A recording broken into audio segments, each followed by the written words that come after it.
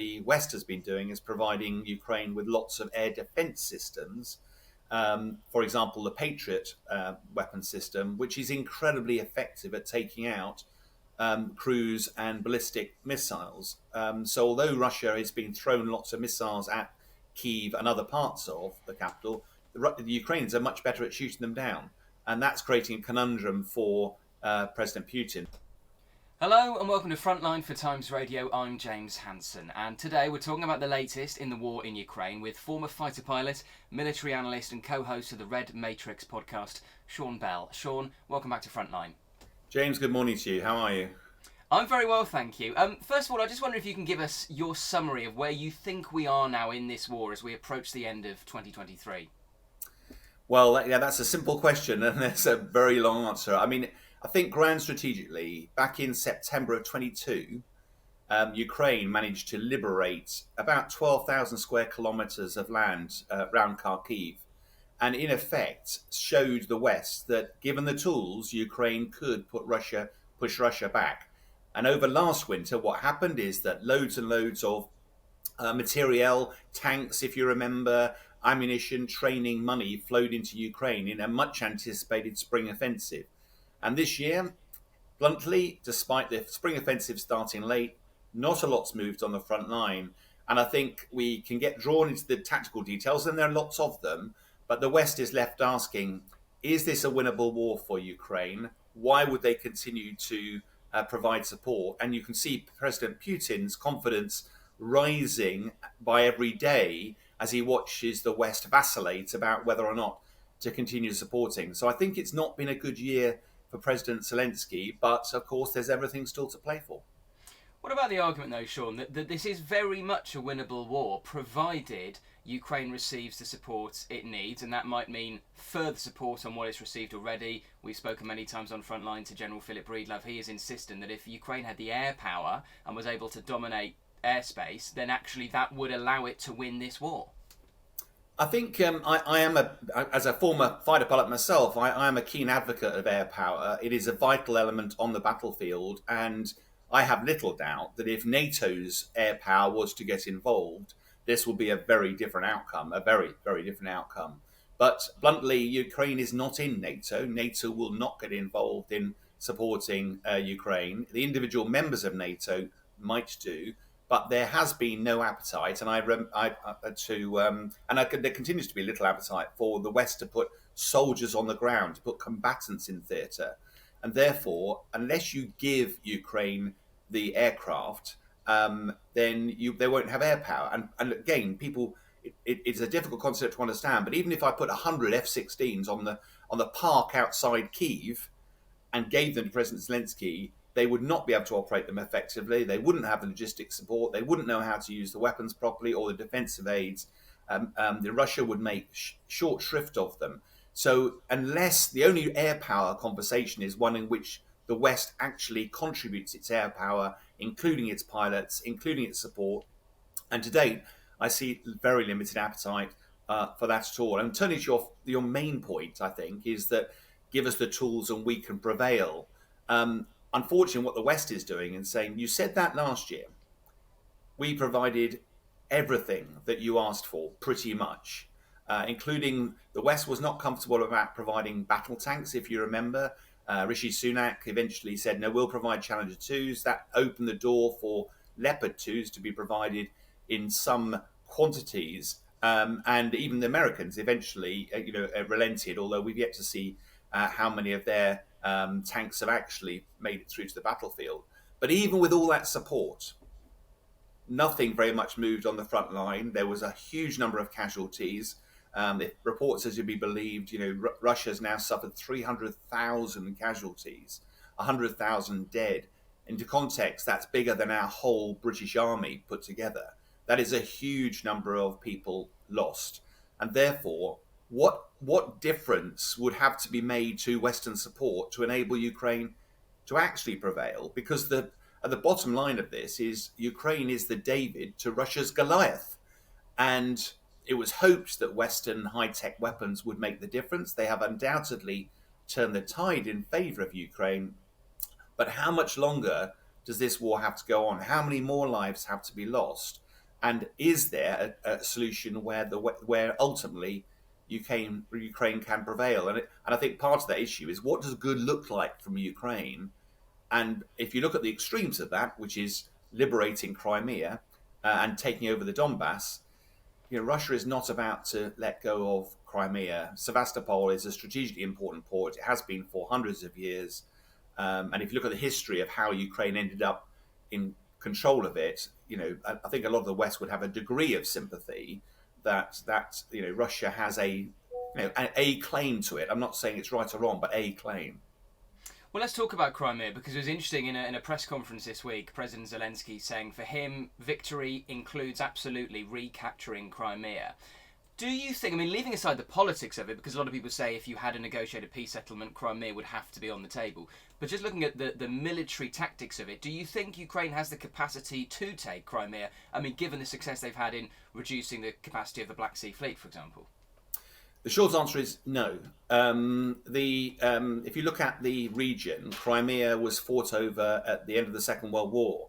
It is a unique piece of land which has very limited land access from mainland Ukraine.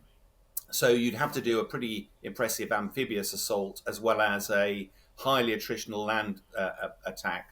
And so part of that would depend on how much Russia would be prepared to defend it, because as a Goliath, if Russia wanted to defend that, it would be very, very difficult. Most Western analysts believe it would be almost impossible to do.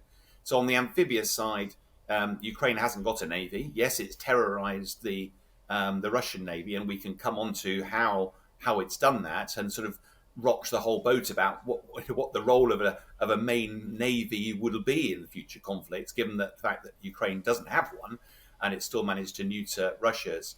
But without that, it would have to be a frontal assault onto Crimea with air power. It doesn't have air power, and therefore that's why it seems very unlikely. And as to the Russian commitment, I'm certainly not an apologist for Putin, but the Russian people have fought for hundreds of years to seize Crimea and the strategic warm water port of Sevastopol. It was the only warm water port that Russia had, and that's how you do trade.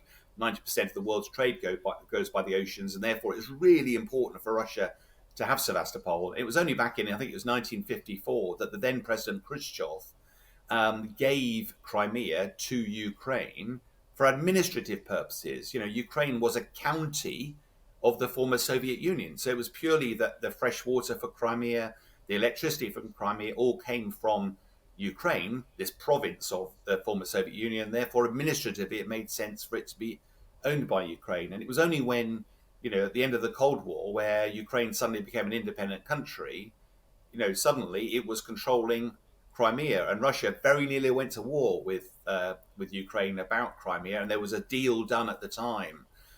Because if you recall, Ukraine was also the third largest nuclear power in the world at that stage, because it inherited all of the nuclear weapons from. So there's a lot of negotiation happened around the fall of the Soviet Union. But at the end of the day, Russia don't. I think that for the viewing public, I'm not justifying why Russia owns Crimea. I'm simply saying there's a lot of history, and there's a lot of reasons why President Putin is unlikely to give that up without a fight, and it will be extremely difficult for Ukraine as a relative minnow to seize that back through military means.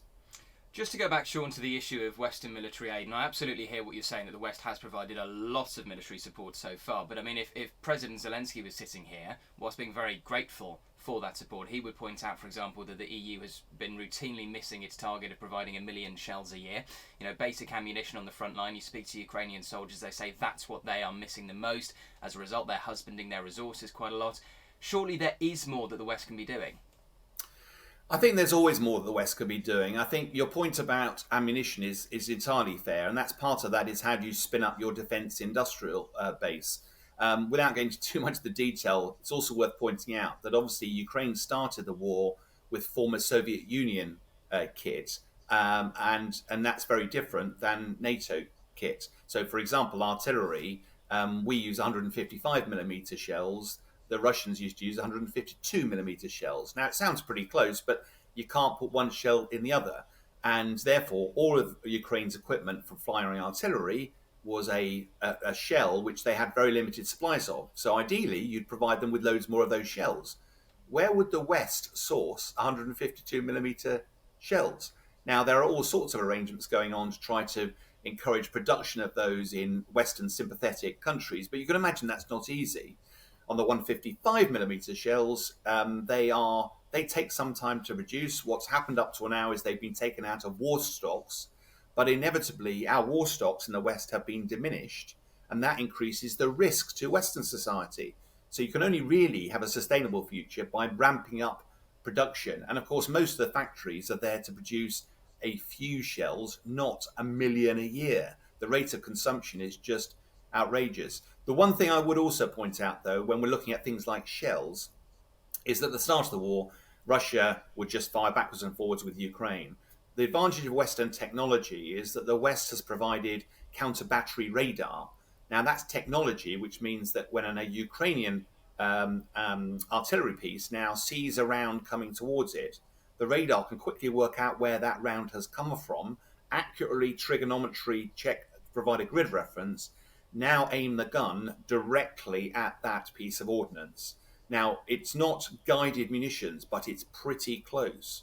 So now all of a sudden, rather than the Russians sitting back and just sitting all day, just chewing a stogie and firing rounds all day, now they know as soon as they start firing rounds, they're going to have some pretty accurate rounds coming back at them. So my point is that's dramatically reduced the rate of consumption of rounds and means that the rounds that are fired are fired far more accurately. But the point is, you're absolutely right, more can be done. If we go on to the other part of the weapons, though, we talked about dumb weapons. The smart weapons, they literally take decades to develop, produce, and whatever. And we have, following the Second World War, the atrocious, horrible loss of life, the West invested a lot in technology to try to make sure that we would use smart weapons rather than people on the battlefield. And we have provided the West with Ukraine with a lot of those weapons, and they have made a huge difference. Anti-tank missiles that have taken out over 2,000 Russian tanks. But again, our stockpiles have diminished significantly, and the West can't afford to take national risk. You can't go too far, and you can't just go down to Sainsbury's and buy these weapons. They're pretty complicated, they're quite expensive. So the West is trying to ramp that up, but those processes often take several years, not a year, because, for example, Storm Shadow missiles we gave to the Ukrainians, they're 30 years old. The technology in them is basically obsolete. Imagine what your mobile phone was 30 years ago. Can you even remember, with all the due respect, you might not have been around then. I'm old enough and grey enough that I was. We didn't have that technology. So it's quite difficult to replace like with like. It's just not available. And therefore, it creates a real challenge for the West. It's not for want of trying, but it has been difficult. And it's been difficult for Russia. Let's face it, Russia's had to turn to North Korea for shells. It's turned to Iran for Shahed 136 drones. It's turning overseas to China. So both sides are struggling to get the weapons they need. But bluntly, Russia is still the Goliath in this battle, and Ukraine needs that asymmetric advantage to have any chance of prevailing. I suppose the other big advantage that the Russia have shown is just the numbers. I mean, they have obviously a bigger population, they're mobilising a lot more troops, their casualty rate seems to be far higher, which is the flip side of things. But of course, in this press conference this week, Zelensky is saying that Ukraine may need to mobilise up to 500,000 more troops. Do you think it comes down to manpower from a Ukrainian perspective? Unfortunately, it's always going to come down to a little bit to manpower. What the West has been trying to do is to equip Ukraine to try and avoid this draining war of attrition. If you were Russia and you don't care about human life, then, and you've got more soldiers, you want to drag Ukraine into a grinding war of attrition because you know that the bigger force will prevail. What Ukraine's had to try and do is avoid that. And use technology to avoid that.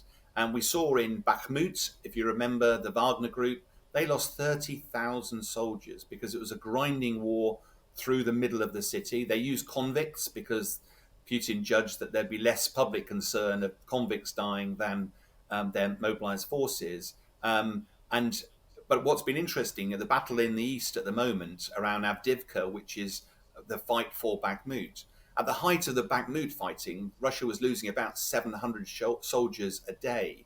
Around Avdiivka, the last 6 weeks, that rate has been about 1,000 soldiers a day, We've not been covering it because our attention, the weather vane of the media, has swung to Israel. But it just demonstrates just how Russia, how important the Donbass is to Russia. And if you haven't got those smart weapons, ultimately you have to put people into the front line, and that's why Zelensky has sort of made that announcement. But and also, I mean, bluntly, Russia, because the presidential elections on the 17th of March next year, Putin doesn't want to do another round of mobilization because that could prove very unpopular. But of course, the elections will fall just as spring comes around. It wouldn't take long after that for President Putin to announce another raft. And rather than 500,000, he could announce 1.5 million. You know, if it comes to a game of top trumps, you know, Russia will always win that in terms of the numbers of soldiers. And the real question here is, are Ukrainians up for maintaining this grinding war? I've got several colleagues who are operating in the relief effort in Ukraine, and universally they come back and say Ukrainians are starting to tire of the length of this war. They want it over. And if it's not winnable, I mean, I'd argue there's no such thing as winnable, then at what point does the population say enough is enough? And also bluntly, if they hemorrhage too much manpower, Russia could take an advantage of that and actually just sweep through the whole of Ukraine. Rather than losing 10-15% of it, Russia could actually make a breakthrough, and Ukraine just doesn't have the soldiers left to deal with that. So they have to be really careful. And I think that's why there's been some friction with Valery Zaluzhny, the Ukrainian head of the army, because you know he's got to look at it from an objective perspective, whereas President Zelensky is looking at it from an emotive perspective. He wants to win, whereas Zaluzhny is the practical guy going, okay, but give me the tools and I can do that. Just wanted to ask you, Sean, the MOD, the UK MOD, said last week that Russia likely fired a ballistic missile, a so-called super weapon, at Ukraine last Thursday, the first such launch in several months. Can you just tell us a bit more about that?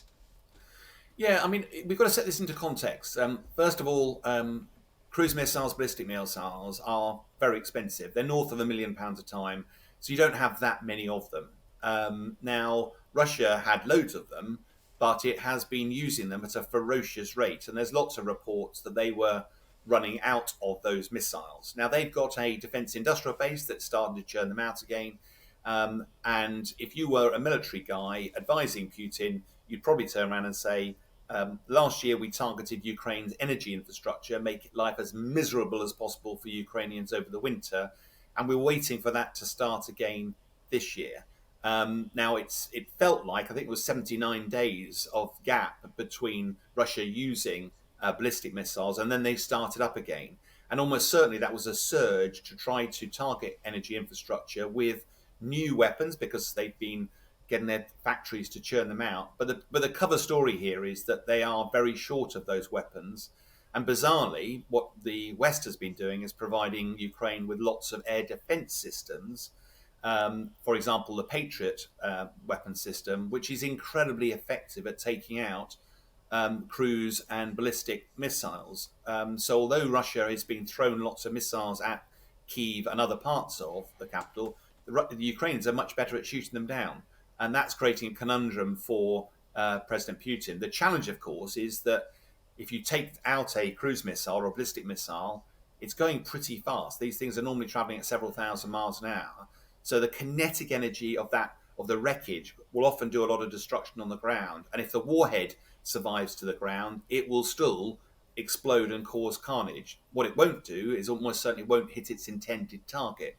And what we're seeing is a lot of human casualties, devastation to property, buildings, residential buildings, which is almost certainly not the intended target for Russia. But it's just that Ukraine has successfully shot these things out of the sky, and therefore they have caused damage when they've hit the ground.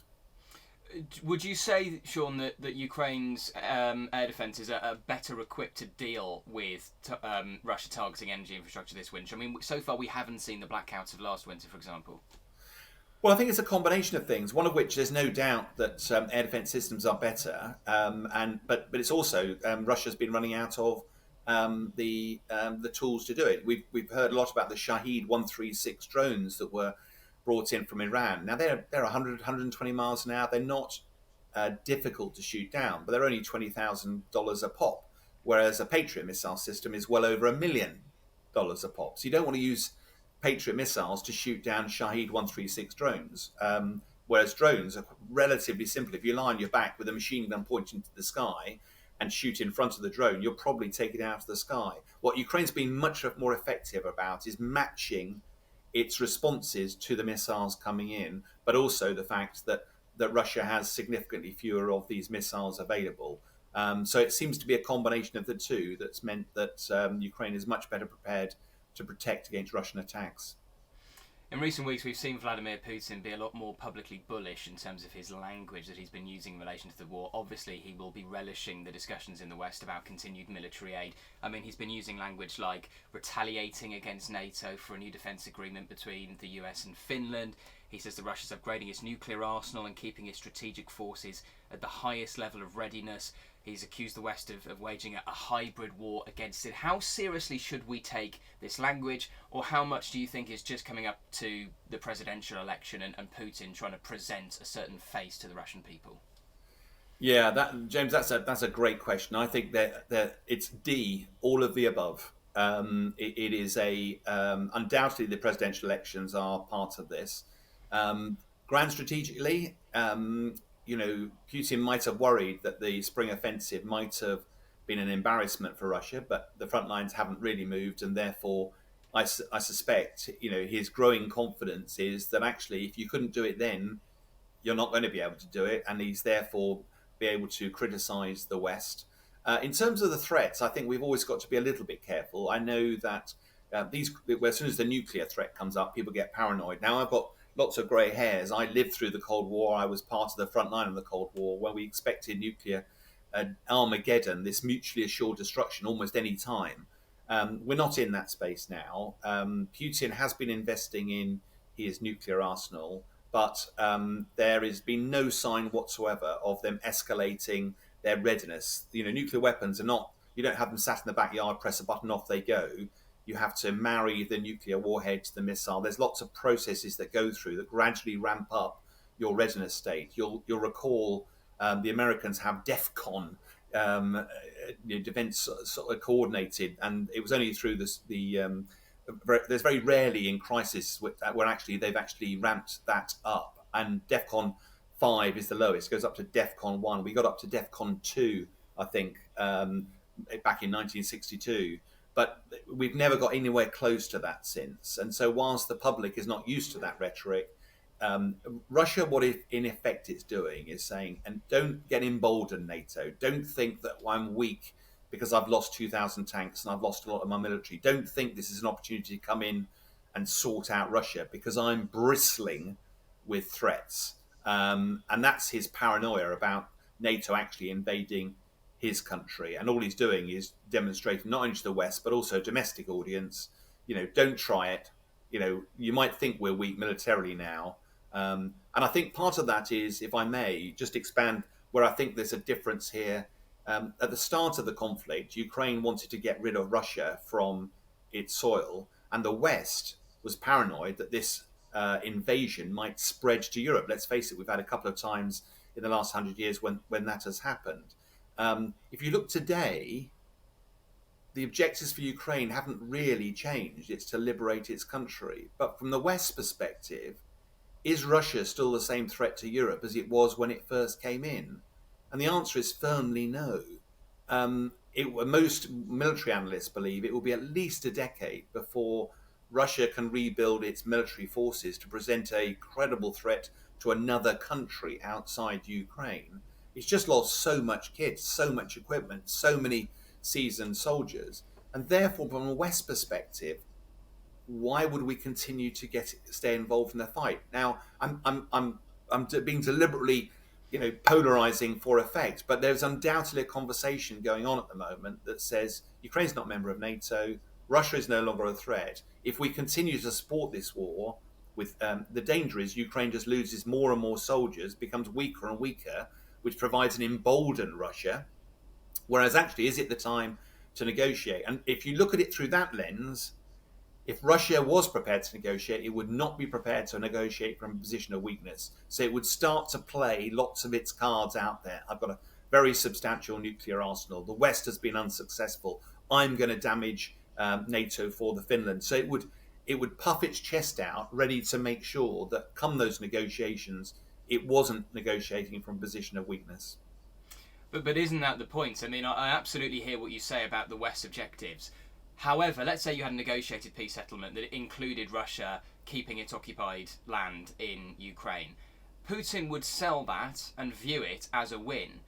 And that would embolden him, and it may take up to 10 years for Russia to tool up again for a push on, I don't know, one of the Baltic states. But they would not be cowed because of it. They would see it as vindication. They would be emboldened because of what happened in Ukraine. I think, James, that is one of the potential risks, and there's absolutely no doubt in my mind that Putin would turn to his domestic audience and say, Russia is strong again. But let's be quite clear about what Russia was seeking to achieve by its invasion. Putin wanted to stop the expansion of NATO. The very fact that he invaded Ukraine has actually led to the expansion of NATO.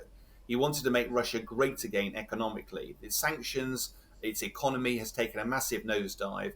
Apparently, over 1 million young men have left the country because they're scared of getting involved in the draft. They've got a brain drain. They're going to have, if you remember at the end of the Afghan war campaign, we had help for heroes because we had thousands of people returning home without arms and legs and therefore needing long-term help. If you look at what Russia's got, it's going to have 200,000 people like that. It's got a huge legacy of this, and it's got a huge cost of rebuilding, whilst it's also got to maintain its nation. And thirdly, President Putin has been indicted by the International Criminal Court. He can't travel anywhere. That's not a great sign of greatness on the world stage.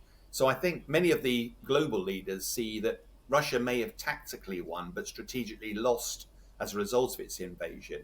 And as to your point about being emboldened, there's no doubt that in a negotiated settlement, one of the things Ukraine would want to know is how do you guarantee my sovereignty, my security into the future? Because bluntly, when the Budapest Memo was signed in 1994, so that Ukraine would give up its nuclear arms, and Russia signed to say, yes, we guarantee your integrity of your country. Well, within 20 years, they ripped it up. So there won't be a bit of paper that will act as a palliative to Ukraine. It will have to be some form of military security. That might be NATO in the long term, but in the near term, it could well be military bases from the US, maybe the UK or others actually on Ukrainian soil.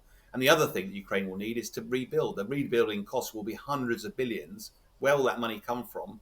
Probably the West. So I think there are if you've got a decade before Russia is strong enough to have a go at anybody else, you're going to see a change in the way that the West, particularly European countries, fund defence. One of the points that Trump always used to make was that NATO shouldn't be funded only by America. It should be a European undertaking, but lots of European countries, the vast majority, did not pay their 2%. I think you're going to see, as a result of this, a much bigger stepping up, spending that 2%, and a much more detailed concern about the borders of NATO countries. And therefore, I suspect it will make life incredibly difficult for Russia to mount another attack. It was an opportunist attack. They thought they were going to roll into Ukraine. They didn't. They won't make that same mistake again. Just finally, Sean, looking ahead to 2024, what do you think we will see in terms of a Ukrainian counteroffensive? Zelensky was asked about this at the press conference this week, and he was quite cagey, understandably. He's not going to give operational details. But what do you think Ukraine will be able to do?